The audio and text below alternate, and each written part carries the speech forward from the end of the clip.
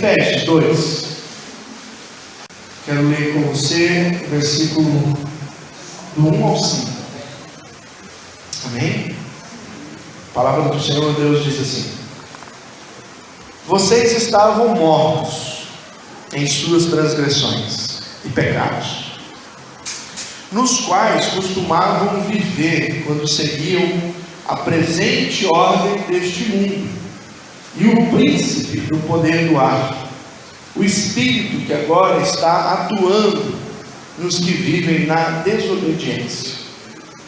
Anteriormente, todos nós também vivíamos entre eles, satisfazendo as vontades da nossa carne, seguindo os seus desejos e pensamentos. Como os outros, éramos por natureza merecedores da ira. Todavia Deus, que é rico em misericórdia, pelo grande amor com que nos amou, deu-nos vida com Cristo, quando ainda estávamos mortos em transgressões. Pela graça, vocês são salvos. Vamos orar mais uma vez? Senhor, obrigado pela Tua palavra nesta noite. Sabemos que entendemos a Tua palavra como o Teu Espírito aplica a nossa vida. E eu peço nessa noite, pela Tua misericórdia, porque o Senhor é rico em misericórdia, que o Senhor aplique esta palavra aos nossos corações. É o que oro no nome de Jesus. Amém. Quero convidar você a pensar comigo nesta noite sobre o tema da morte para a vida, nesses primeiros 5 versículos do capítulo 2 de Efésios. Semana passada nós terminamos o capítulo 1, onde o versículo 3 nos trouxe uma grande realidade. Paulo diz que Cristo enche todas as coisas, e todas as coisas é a plenitude, e essa plenitude, a palavra de Deus diz que Ele revela, Ele traz para a igreja, e a igreja revela essa plenitude de Jesus. Agora no capítulo 2, Paulo começa mencionando qual era a nossa posição antes de estarmos em Cristo. A nossa posição antes de Cristo era uma posição de morte. Então Paulo começa nos alertando para essa posição. E logo depois, Paulo vai nos dizer qual é a posição que nós temos agora no Senhor, que é a posição de vida, que está no versículo 5. Então eu quero ver com você como foi que Deus trabalhou isso em nossas vidas. Quais eram as nossas posições antes? Como nós estávamos antes de Jesus e como nós estamos depois de Jesus. Primeira coisa importante, Paulo é enfático em dizer no capítulo 2, verso 1: vocês estavam mortos. Mortos aonde? Ninguém aqui ainda não tinha feito velório de ninguém aqui antes de Cristo. Ninguém morreu. Literalmente, vocês não estavam mortos. Todos vocês estavam vivos, andando para cima e para baixo, fazendo as mesmas coisas, tendo suas obrigações, trabalhando, estudando, casando, sendo solteiros. As pessoas vivem sem Cristo. Elas fazem muitas coisas que nós fazemos. Elas se alegram, elas comem, bebem, elas se divertem, elas fazem um monte de coisa. Você, quando vai num restaurante almoçar, jantar, numa data especial, lá estão um monte de pessoas junto. Talvez a maioria delas não conheça Cristo, e elas estão vivendo. Por que será que Paulo diz então que quem está sem Cristo está morto? Paulo vai dizer para nós que essa morte é uma morte não física, mas é uma morte espiritual. E preste atenção que Paulo não está dizendo: vocês que não receberem a Cristo como Senhor irão morrer. Não. O verbo não é futuro. O verbo é presente. Ou seja, todo aquele que não tem Cristo está morto, embora esteja vivo fisicamente. E essa morte é uma morte espiritual. E essa morte espiritual, revelada nas Escrituras, é a sentença de Deus a todo ser humano.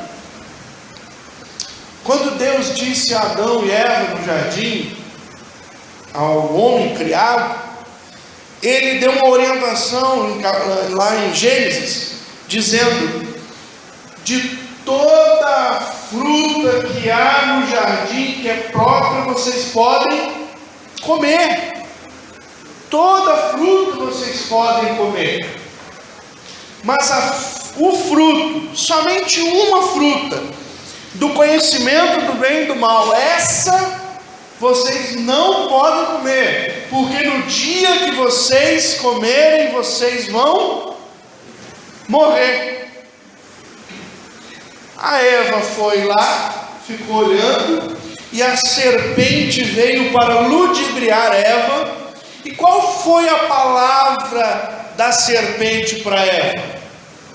Certamente você não vai morrer. E o que aconteceu quando a Eva morreu? Ou melhor, comeu? Ela mordeu e caiu dura. Puf. Não. Eva continuou viva. Tanto continuou viva que ela foi até Adão e falou para Adão: quer um teco? Quem riu é porque é velho. Essa expressão teco, ó. Quer um pedaço? E o Adão disse: tá bom, eu vou comer. Por que será que Adão comeu? Porque ele pensou assim. E aqui é a minha interpretação do texto, tá? Ué, Deus disse que ela ia morrer. Ela comeu. Eu estou falando com ela. Então ela não morreu. Então eu também posso comer. E Adão então comeu. E adivinha, Adão não morreu. Continuou vivendo a Silva Saulo. Teve filhos. Viveu muito mais do que nós vamos viver.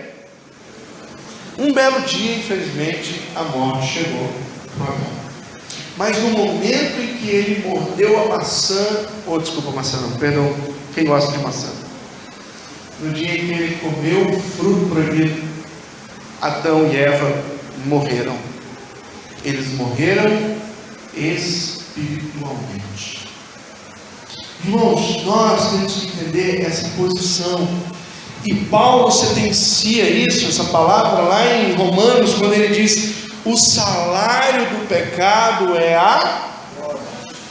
Que morte? Não é a morte física. Porque senão todo aquele que morresse todo aquele que pecasse tinha que morrer. O salário do pecado é a morte espiritual, ou seja, todo aquele que não está em Cristo é um zumbi espiritual.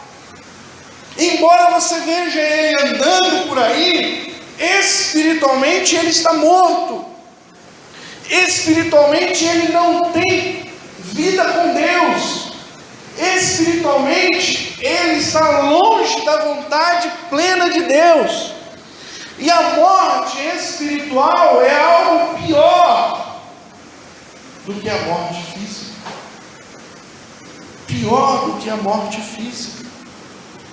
Por que, pastor, que é pior do que a morte física? Porque a morte espiritual faz com que nós estejamos separados de Deus no momento em que nós podemos estar juntos dele. Deixa eu explicar melhor. O homem e a mulher, o ser humano que não tem Jesus, ele tinha a oportunidade de estar com Jesus, mas ele não está. Por isso ele está morto. Por que é pior? Porque depois que morrer, não há mais possibilidade de querer juntar-se a Cristo. Mas hoje há possibilidade. Interessante que o autor de Hebreus, ele escreve: quando você ouvir a voz de Deus, não endureça o vosso coração, porque o dia de arrependimento é na segunda-feira. Não é isso que está escrito na tua Bíblia? O dia de arrepender-se é agora, é hoje. Não dá para esperar para amanhã, porque a situação é trágica. A situação é alguém que está inteiramente morto, e ele precisa de Cristo para sair dessa situação. Então Paulo está escrevendo para a igreja que manifesta a glória de Deus, e ele está dizendo assim: vocês lembram como era a vida de vocês? Vocês estavam mortos para Deus nos seus delitos e nos seus pecados. Ele usa duas palavras para dizer a mesma coisa. Na nossa versão aqui ele usa: vocês estavam mortos nas suas transgressões e nos seus pecados. E as duas palavras no grego têm a mesma raiz. Vocês estavam mortos do erro. Ele coloca o erro passivo e o erro ativo. Ou seja, você está no seu pecado original, perdido, e você também está morto no seu pecado no dia a dia, que você comete quando você não tem Cristo. Porque o morto não tem consciência da vontade de Deus.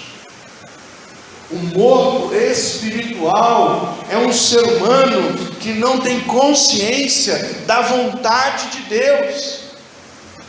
Por isso ele age translocadamente. Se existe essa palavra, senão você grifa e pegou.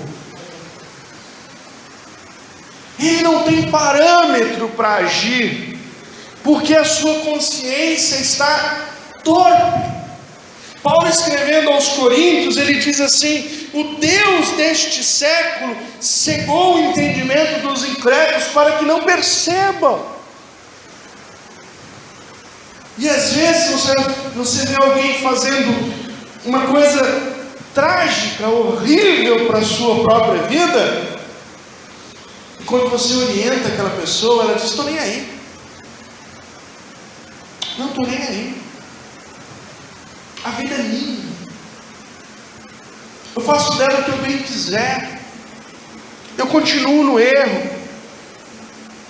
Quantas pessoas destroem a sua vida, o seu casamento, a sua família, deliberadamente, e quando são chamados a atenção por alguém que está de fora vendo, elas não dão ouvidos. Por quê? Porque elas estão mortas nos delitos e nos pecados. Queridos irmãos, quando nós estávamos longe de Deus, Paulo diz: essa é a nossa situação, uma situação desesperadora, trágica, que precisa ser mudada. Mas quem tem poder para mudar? O homem não tem. O morto não tem poder para tornar a vida sozinho.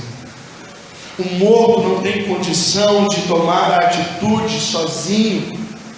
Você já foi em velório? Alguém já viu um morto no meio do velório levantar e dizer: gente, está um calor danado, ninguém dá uma dá? Se vê também, já sai correndo. O parte para cima dele e diz: morre aí, rapaz.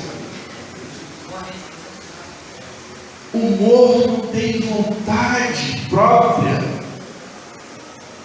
O morto espiritual, ele está à mercê de outras vontades. E aí nós vamos ver como isso é interessante quando Paulo diz no versículo 2, que além de estar mortos, Paulo diz no versículo 2 que nós estávamos sob domínio. Olha que interessante. Vocês estavam mortos em suas transgressões e pecados, nos quais costumavam viver, quando seguiam a presente ordem deste mundo. Quando seguiam, quer dizer, quando vocês estavam dominados, quando vocês não tinham opção, quando a única coisa a se fazer era fazer a vontade que não era sua propriamente, mas era de outros. E o que Paulo diz? Paulo orienta aqui 3 coisas em Efésios 2 para a gente perceber. Eu e vocês em Cristo estávamos sob o domínio, primeiro, da ordem deste mundo. O que é isso, pastor? É o espírito da época. A ideia que o apóstolo Paulo diz é que há um espírito da época, uma manifestação contrária à vontade de Deus e que domina o ser humano, que não tem Cristo porque ele está morto, a sua consciência não responde aos apelos de Deus, e ele então rapidamente se entrega aos domínios desta era, a ordem, ou seja, o espírito da época. Gente, quem já leu, viu filme, ou estudou um pouco do nazismo, você compreende um pouco como o diabo manobra isso, como o diabo faz com que uma coisa tão horrível pareça ser certa para aqueles que estão sendo dominados. Os alemães, eles acreditavam que matando os judeus, os negros e os homossexuais, eles estavam fazendo algo que já era para alguém ter feito e não tiveram coragem. E então eles foram sadicamente dominados por essa perversão, em olhar para uma outra pessoa e entender que aquela pessoa é inferior a mim. O alemão, ele tinha essa visão, o ariano. Hitler não era nem alemão, era austríaco. Mas a ideia do arianismo, dos melhores, da seletividade, ela precisava estar vencedora. Aí você diz, graças a Deus isso acabou, pastor. Não acabou.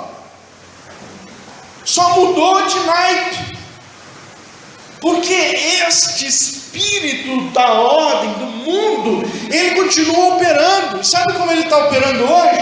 Ele está operando hoje com milhões de muçulmanos que entendem que eles são os escolhidos de Deus, e por serem os escolhidos de Deus, eles têm autonomia de Deus, ordem de Deus, que se necessário for, eles podem matar todas as pessoas que não querem se subordinar ao Deus deles. Gente, o que é isso? Nazismo, com outro nome. Nazismo. Aí o diabo, ele é tão sujo e perverso, que no espírito da época, ele pegou agora um outro grupo, ele pegou os LGBT, é isso? Lésbicas, bissexuais, transexuais. E o que ele incorporou no coração desse grupo agora? Não, nós precisamos assumir uma postura de que nós somos melhores. Esses dias eu ouvi alguém falando, eu achei muito interessante a perspectiva dele. Ele diz, esse grupo, ele não trabalha para formar uma geração gay, ele trabalha para formar uma geração bissexual. E é verdade. A orientação sexual dominante é heterossexual. A família é formada por heterossexuais.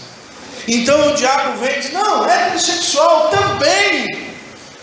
Mas não se finaliza nisso. É preciso haver pluralidade. E qual é a ordem do mundo hoje que o espírito da época coloca? Tudo tem que ser lícito, porque nós temos que respeitar as opiniões dos outros. Não é assim? Não é isso que você ouve? Ou você diz: não, você tem que me respeitar. Você tem que respeitar a minha posição. A democracia, ela é feita de várias opiniões. Então não importa se uma parte quer matar a Dilma e outra parte quer beijar a Dilma, a gente tem que respeitar. Que são as opiniões.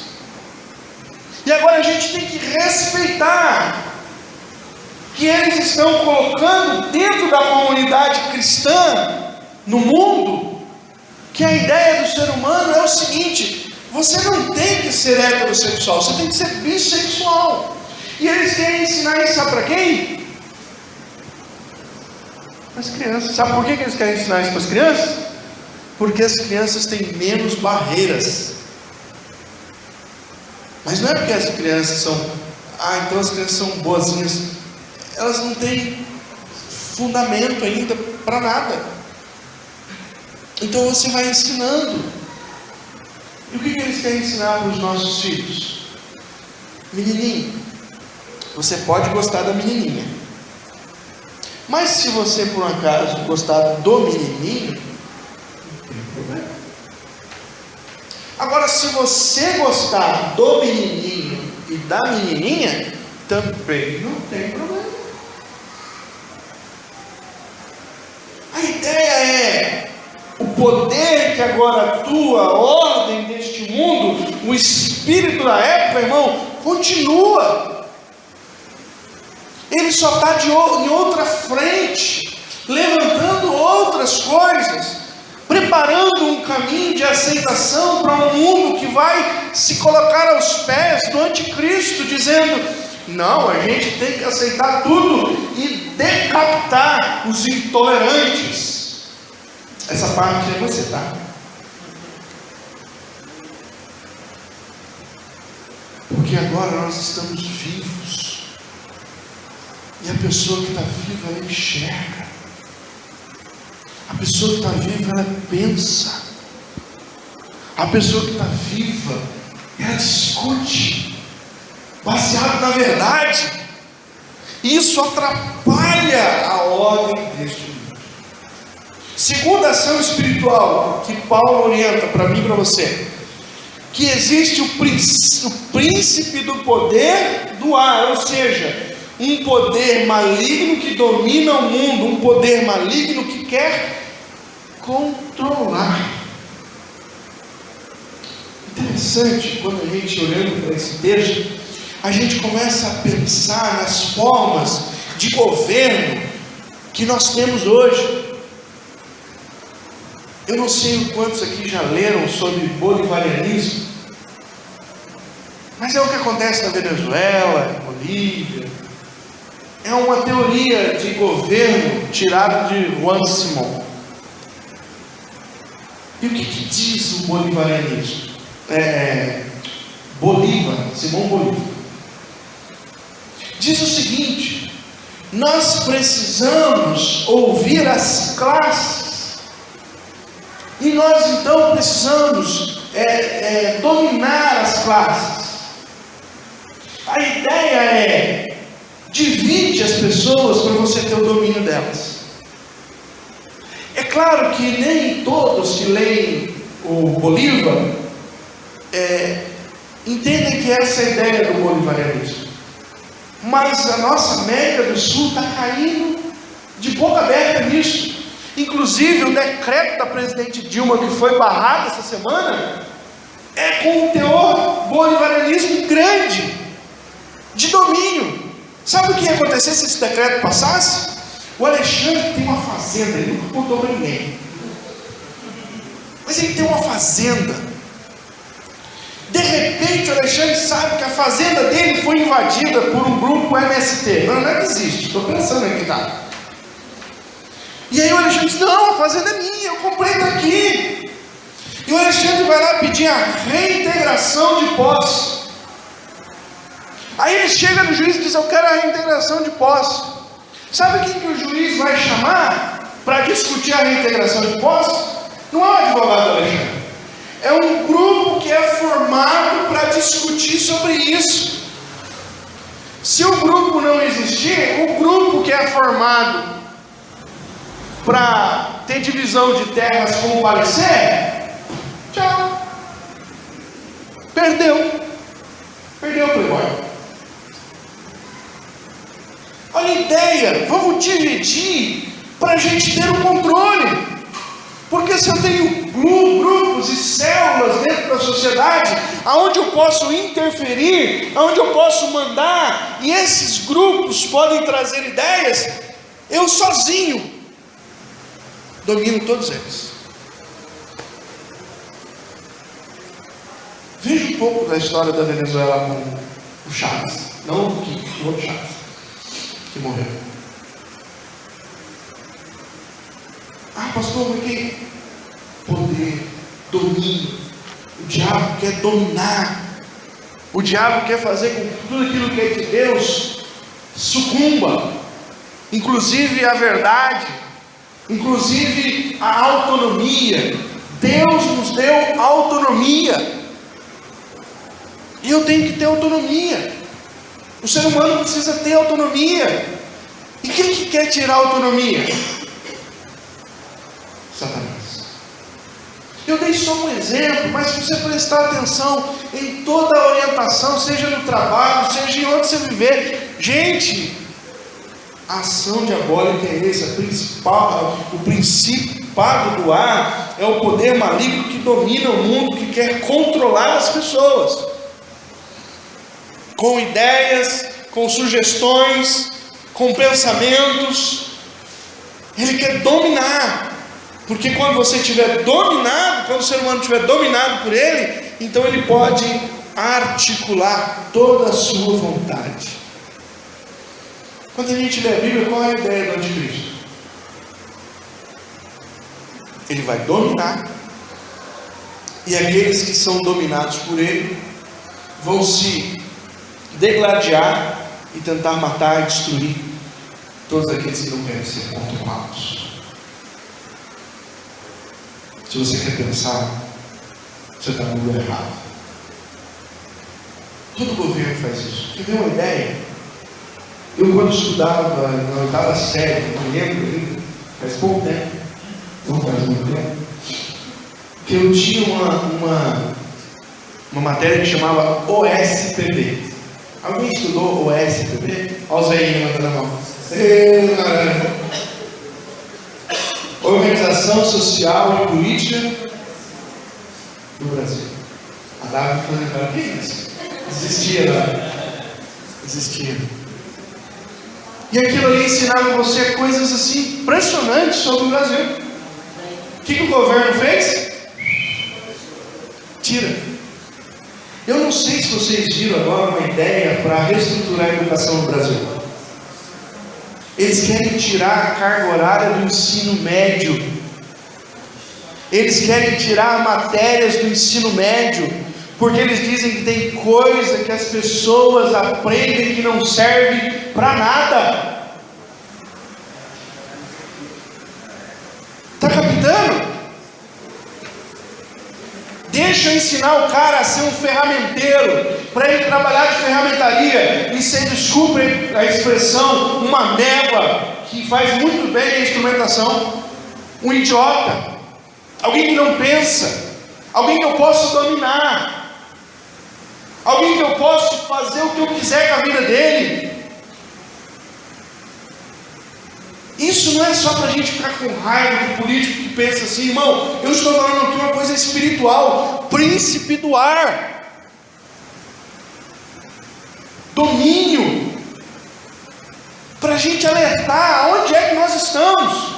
E se você não estivesse em Cristo, você facilmente seria uma meta.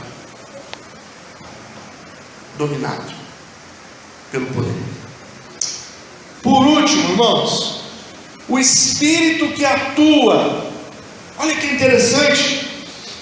A tradução aqui, para você entender melhor, seria assim: poderes do mal que conduzem pessoas a contrariar ao Senhor. Por isso, uma outra versão traz filhos da desobediência.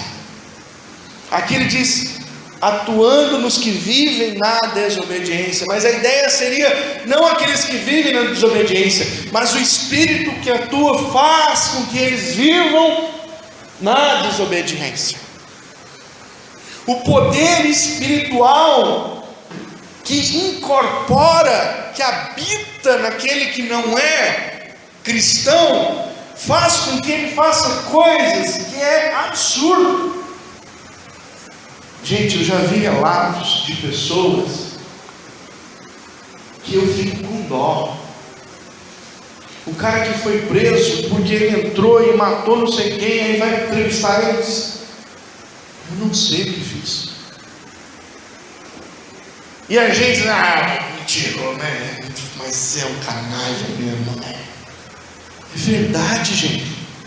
Possessão demoníaca. Espíritos que atuam, que deturpam, que usam o corpo. Vocês lembram quando Jesus vai à cidade dos Gadarenos? E lá tem um homem entre os sepulcros. E a Bíblia diz o que daquele homem? Ele tinha uma força tão grande que as pessoas amarravam ele, podia amarrar como quisesse. Ele estourava. Ele ficava entre os sepulcros se cortando. Ele afrontava as pessoas tinham pavor dele. E quando Jesus chega, aqueles espíritos vão até Cristo, levando aquele corpo. O homem não foi até Jesus, irmão. Os espíritos foram até Jesus usando aquele corpo. E os espíritos disseram: o que você faz aqui, filho do Altíssimo, antes da hora? Por que você veio nos perturbar? Por que você veio atrapalhar a gente a atuar e levar as pessoas a desobedecerem Deus? Essa foi a pergunta dos espíritos. E quando aquele homem é liberto daquela possessão demoníaca, diz que ele ficou manso.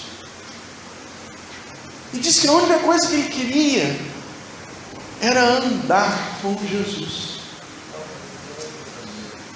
Porque se rompeu um domínio que existia sobre a vida dele. E ele quis Cristo. Jesus também ensina que uma pessoa liberta por demônios, se ele não encher a casa com Jesus, aqueles demônios rondam, procurando um lugar aonde repousar. E quando olham para aquela pessoa que foi liberta, mas não aceitou a Cristo, vai, pega 7 piores do que ele, volta e faz morada na casa. E o último estado daquela pessoa é pior, porque o demônio, a sagacidade dele é um espírito que atua para fazer com que as pessoas desobedeçam ao Senhor. Qual era a nossa posição antes de Cristo? Vocês estavam sob o domínio da ordem deste mundo, do príncipe do ar e do espírito que atua sobre aqueles que não estão em Cristo, para fazê-los desobedecer a Deus. Essa é a ação satânica. É a ação que havia sobre a minha vida e sobre a sua vida. Terceiro lugar, qual é a nossa posição? Nós estávamos obedientes ao prazer da carne. Versículo 3. Anteriormente, todos nós, olha como Paulo se engloba, ele não está acusando ninguém. Ele diz: todos nós também vivíamos entre eles, satisfazendo as vontades da nossa carne, seguindo o quê? Os desejos e pensamentos da carne. E aí Paulo complica um pouco, porque ele diz: Por causa disso, nós éramos por natureza merecedores do quê? Da ira de Deus. Irmãos, você já viu alguma ira de Deus? Você lembra dela? Vou lembrar algumas para você. Sodoma e Gomorra. Deus manifestando sua ira. Dilúvio.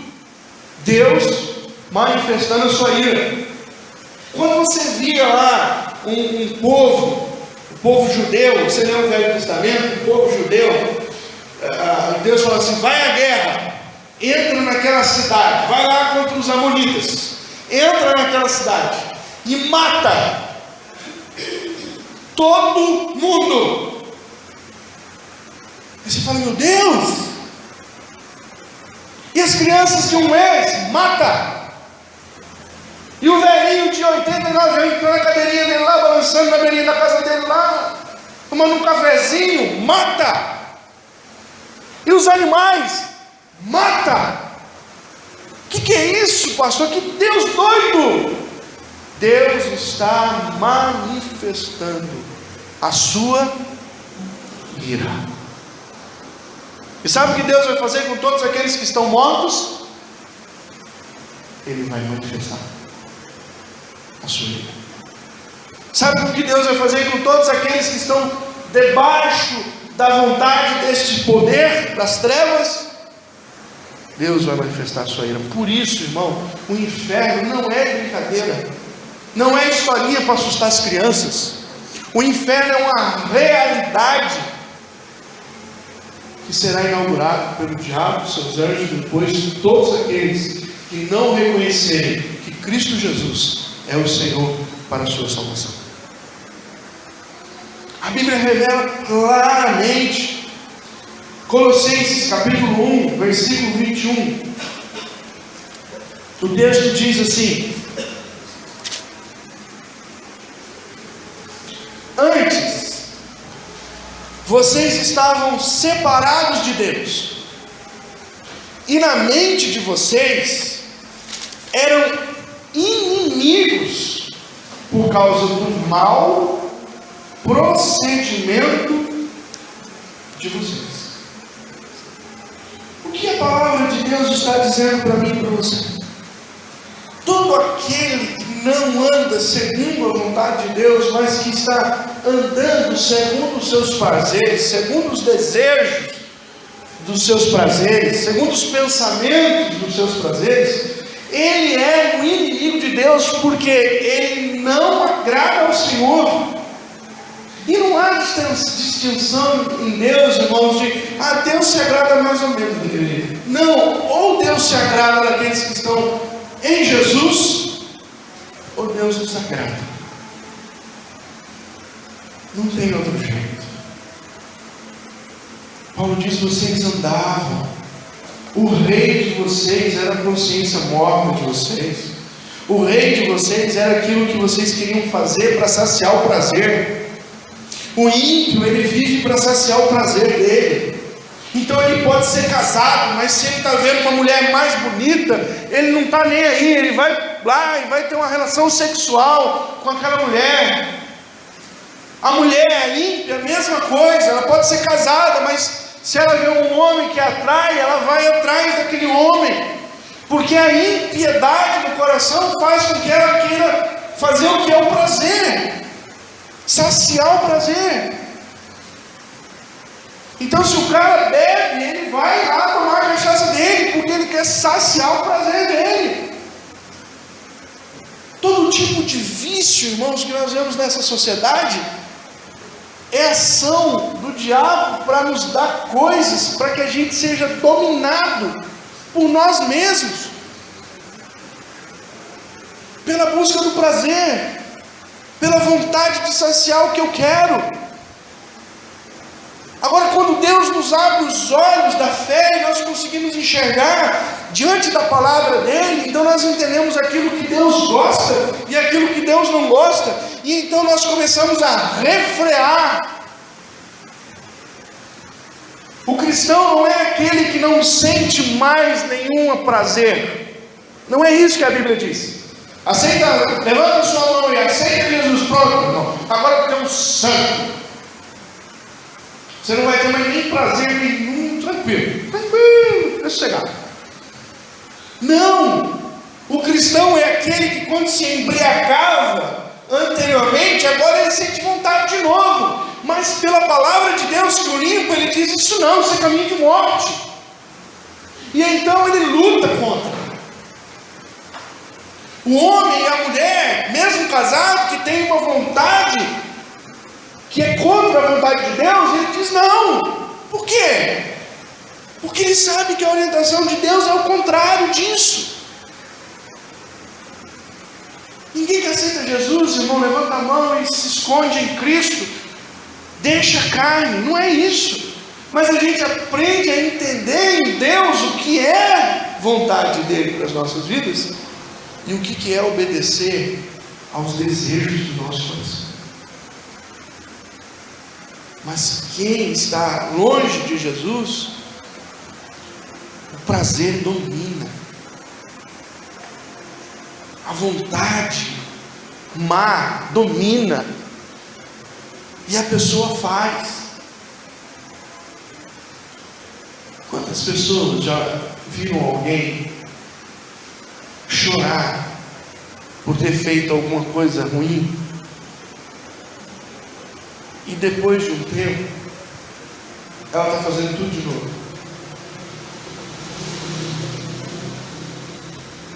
E qual é o nosso julgamento? É sem vergonha.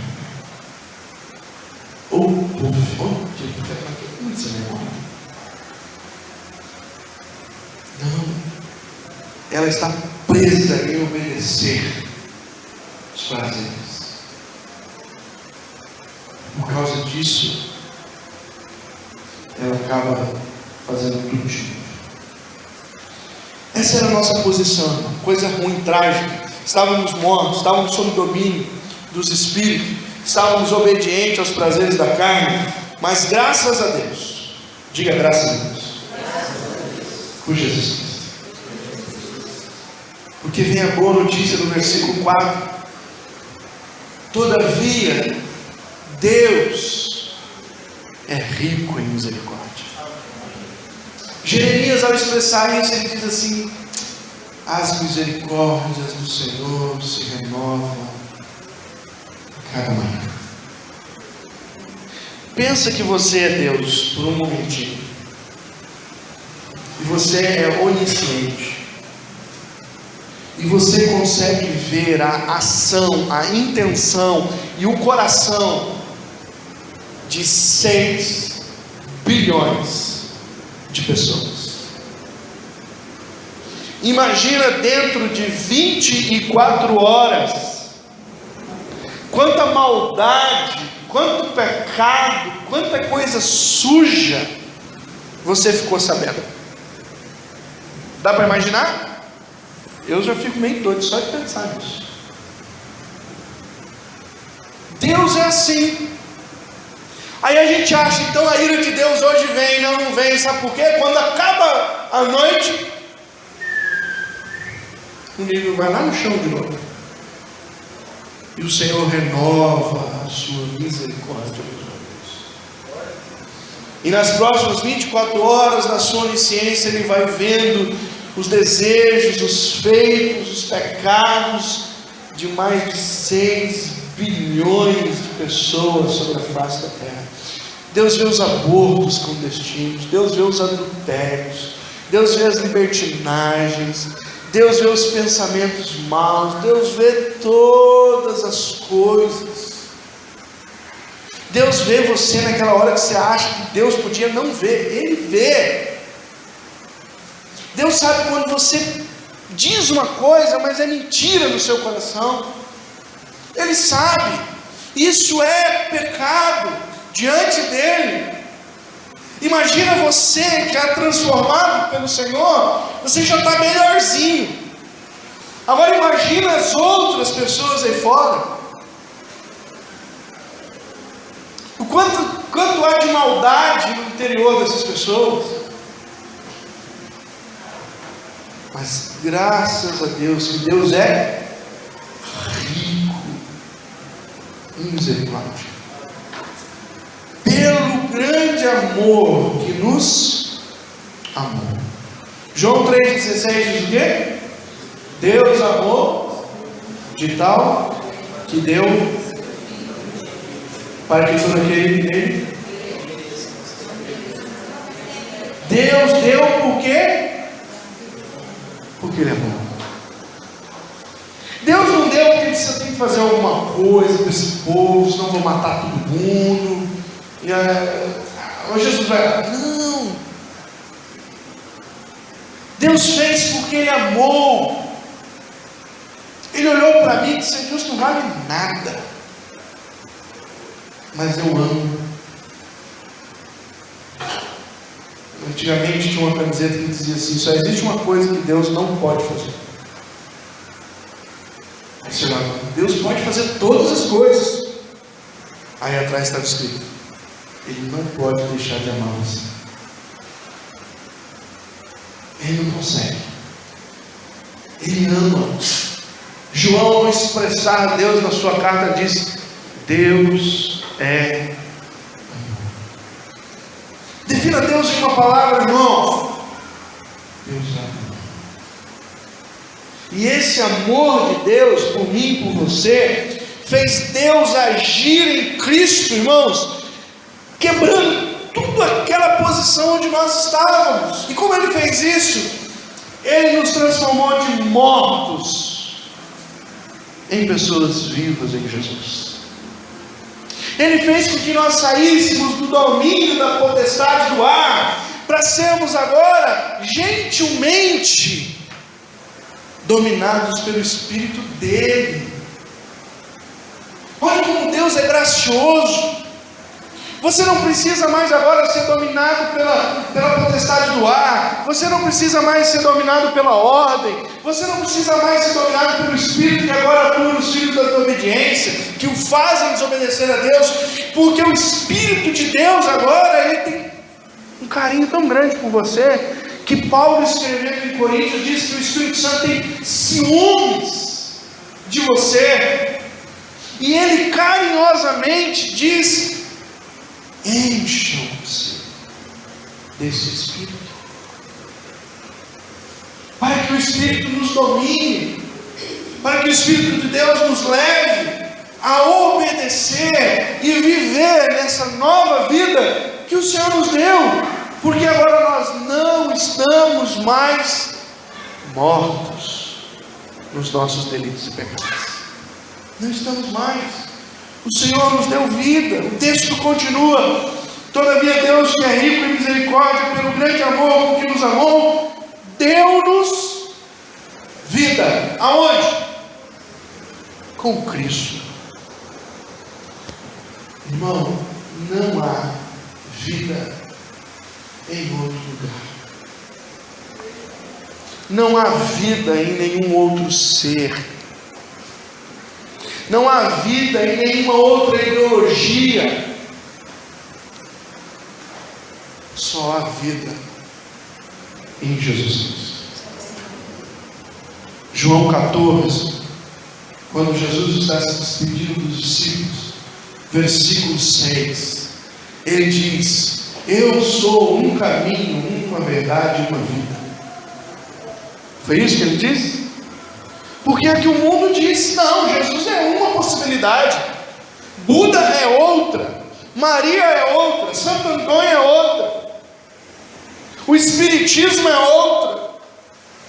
Mas a Bíblia é clara ao dizer: eu sou o caminho, eu sou a verdade, eu sou. Aonde é a vida? Em Cristo. Fora de Jesus estão todos mortos. Quantos amigos mortos você tem? E não é aqueles que estão lá nos cemitérios onde nós fomos hoje. Não. São aqueles que trabalham do teu lado, lá na empresa que você trabalha. São aqueles que estudam junto com você, onde você estuda. São aqueles que moram no mesmo lugar onde você mora. São os seus parentes que almoçam na mesma mesa que você almoça. São eles que não estão em Cristo, estão mortos. Mas graças a Deus, que Deus é rico em misericórdia, e Ele nos deu vida com Cristo, tirando de nós quando nós estávamos mortos em nossas transgressões. E aí vem a grande dádiva de Deus: pela graça vocês são salvos. Não há absolutamente nada que alguém possa fazer para ser salvo. Não há. Porque Cristo fez todas as coisas e a vida está nele. Por isso que só há uma saída para mim e para você. Nos submetemos a Jesus Cristo. Só há uma saída para mim e para você. Vivemos nele. Nos agarrarmos a Ele. E entendermos que Ele, Jesus Cristo, é o único que pode mudar a história de todos os seres humanos, tirando-os da morte para a vida. Assim como Ele fez conosco, para a glória de Deus. Amém? Eu queria que você pensasse nisso, meus amigos, e que houvesse gratidão no teu coração de saber que você não é um ser dominado, nenhum espírito que pode dominar você. Você é alguém que despertou, você não está morto. E porque você não está morto, você é uma pedra de tropeço no poder deste mundo que quer dominar. Você não precisa mais ser obediente às transgressões, aos pecados, aos prazeres, porque eles não têm poder de domínio mais sobre você. Você tem a palavra de Deus que pode te conduzir a andar no caminho de Deus, a evitar os desejos do mundo. Você não pode mais ser dominado pelo seu coração, pelo seu desejo, porque Cristo quer dominar a sua vida. Tudo isso através do Espírito dele, que gentilmente nos convida a nos submetermos. Porque Ele nos ama de tal maneira que Ele tem ciúmes de nós. Essa é a vontade de Deus, que nos tirou da morte para a vida em Cristo Jesus, o nosso Senhor. Vamos orar? Feche os olhos.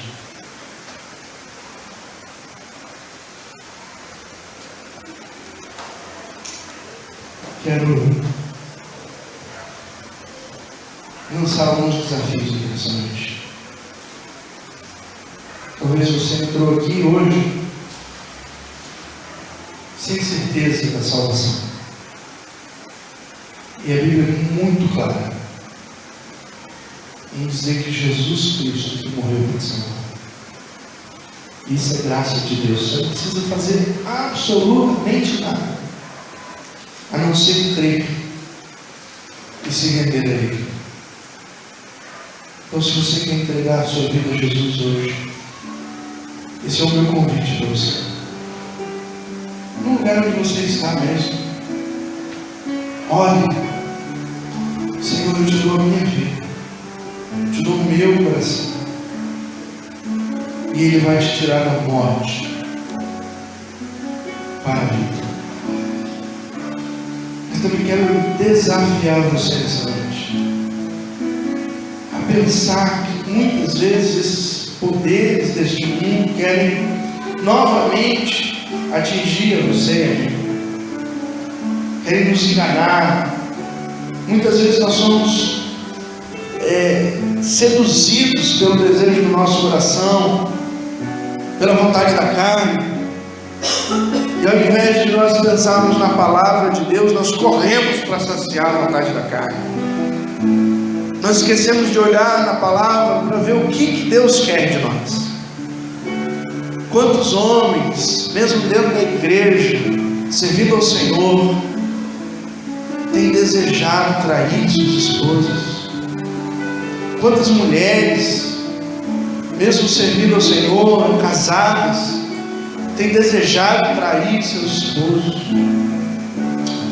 Quantos jovens, servindo ao Senhor, ainda têm desejado sucumbir às vontades deste mundo, seduzidos pelas drogas, pelo álcool, seduzidos pelo sexo, seduzidos pela vontade que estão nas letras das músicas?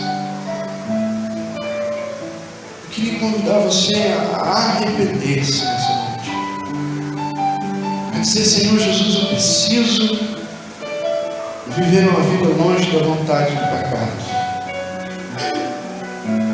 Faça isso. Eu também queria te desafiar a olhar para as pessoas e a entender que elas estão mortas, mas que Cristo quer dar vida a elas. E que isso aqueça o nosso coração nessa noite, sermos missionários, evangelistas, com aqueles que estão ao nosso redor, falando a tempo e a fora de tempo, para que Deus arranque das trevas e da morte muitas e muitas pessoas para a sua glória. Se você aceitou alguns desses desafios nessa noite, quero convidar você a ficar em pé, aí mesmo onde você está, para orarmos juntos nessa noite, para colocarmos diante de Deus as nossas necessidades, a nossa situação, e dizer: Senhor, eu preciso tanto do Senhor. E o milagre de Deus para mim e para você, irmãos, chama-se Espírito Santo. Ele está aqui nessa noite e Ele quer conduzir a tua vida. Por isso a Bíblia diz: seja cheio do Espírito, seja cheio do Espírito, que você não vai satisfazer a vontade da carne. Seja cheio do Espírito, que você não vai ser seduzido pelo diabo. Seja cheio do Espírito, que você vai ser usado para tirar aqueles que estão na morte para a vida. Se você quer receber essa bênção do Senhor, quer compromisso com Ele, fique em pé no seu lugar. Senhor, obrigado pela Tua palavra em Efésios. É tão bom pensar, ó Deus, que nós éramos tantas coisas ruins. A nossa posição era trágica, de morte, de pessoas dominadas pelos espíritos, de pessoas dominadas pelos prazeres. Mas um dia o Senhor nos encontrou, e por causa da sua rica misericórdia, o Senhor nos tirou deste lugar. Meu Deus, hoje nós podemos na Tua presença pensar sobre isso, e queremos pedir perdão, Senhor. Perdoa-nos quando nós deixamos de ser guiados pela Tua palavra, e queremos novamente ser guiados pelo desejo do nosso coração perverso. Perdoa, Senhor, quando nós deixamos de ser guiados pelo Teu Espírito e somos seduzidos pelas vontades. Tem misericórdia de nós. Obrigado, Senhor, porque nós temos vida, e a nossa vida, nós sabemos aonde está. Não está na religião, não está nesta igreja, mas está em Cristo, o Senhor que enche todas as coisas, em todas as circunstâncias, e que faz com que essa glória seja manifestada na igreja. Como somos bem-aventurados por perceber isso, Senhor. Como somos felizes por entender que o Senhor nos achou e nos lavou. Pai, ajuda os meus irmãos aqui nesta noite. Que o Senhor enche os seus corações de alegria e gozo do Espírito Santo, em nome de Jesus. Que o Senhor os fortaleça, e que aqueles, ó Deus, que têm decidido servir ao Senhor, que o Senhor os use, em nome de Jesus. Que os meus irmãos consigam tirar aqueles que estão mortos e levá-los ao Senhor, para que o Senhor dê a eles vida, para a tua honra e para a tua glória. É o que oramos, em nome de Jesus. Amém. Os irmãos podem sentar.